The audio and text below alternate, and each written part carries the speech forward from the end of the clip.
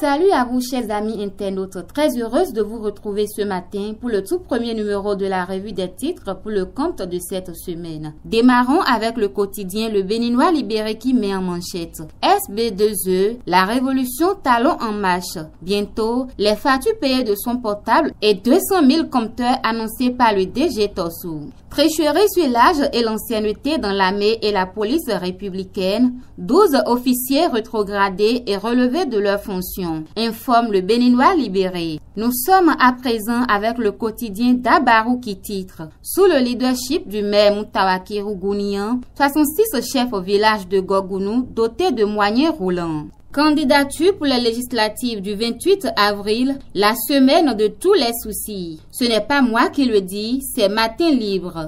Potentiel touristique du Bénin, cité lacustre de Ganvier, réhabilité dès mai 2019, informe le potentiel. C'est le tour du quotidien Libération qui met en manchette enseignement technique et formation professionnelle, l'heure d'une profonde restructuration a sonné pour Talon. Législative 2019, plus d'une centaine de quitus fiscaux déjà délivrés, informe Libération.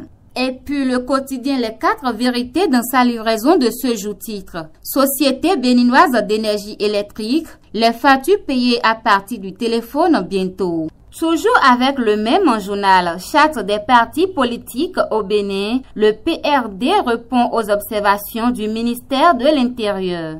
Inhumation de l'épouse de Lionel Zinsou à Paris. Sébastien Adiavon, la présence remarquable. Boni Yahi, le grand absent. Voilà ce que rapporte le confrère de la matinée. Positionnement pour les législatives dans la 17e circonscription électorale. Talon doit jeter les vieilles casseroles au placard. Ce n'est pas moi qui le dis, c'est Palabres au quotidien. Ali, toujours dans les colonnes du même journal, charte des partis politiques au Bénin, le PRD en règle depuis vendredi dernier.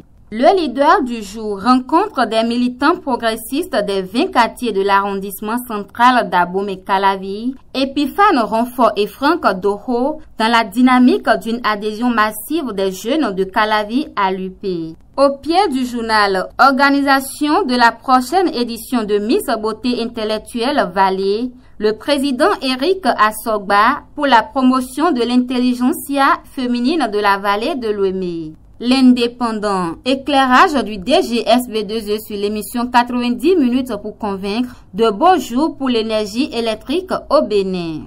Exigence de quitus fiscal aux candidats des législatives, talons dans la légalité et l'équité, vers la fin de la délinquance fiscale dans tous les secteurs, rapporte l'Indépendant. Le journal du service au public La Nation dans sa livraison de ce jour-titre. Amélioration du climat des affaires en 2019, le Bénin, 3e meilleur pays de l'UEMOA. Drame sur le fleuve Niger, de nouveaux corps repêchés, informe La Nation. Le soleil levant, activité du Parti républicain dans la 20e circonscription hier, Mathias Kouanou mobilise plusieurs milliers de populations derrière le cheval gagnant. On parle toujours politique avec le même journal. Le confrère nous informe que le parti FCBE perd des militants à Djefa. Réhabilitation de Ganvier, le nouveau visage de la Vénice d'Afrique dès mai. Voilà ce que rapporte le quotidien Nord-Sud. Flou autour de l'article 242 du Code électoral. L'opposition met Djogbenou sur la braise. Ce n'est pas moi qui le dis, c'est le gongonneur. L'essentiel du jour. Hommage aux anciennes gloires de la musique béninoise. Assa Sika, honoré par le ministre Oswald Romeki. Constitution de dossier pour les législatives, le quitus fiscal, la bête noire des candidats. Ce n'est pas moi qui le dis, c'est l'événement précis. Amélioration du climat des affaires en 2019, le Bénin, 3e de l'UEMOA selon Forbes.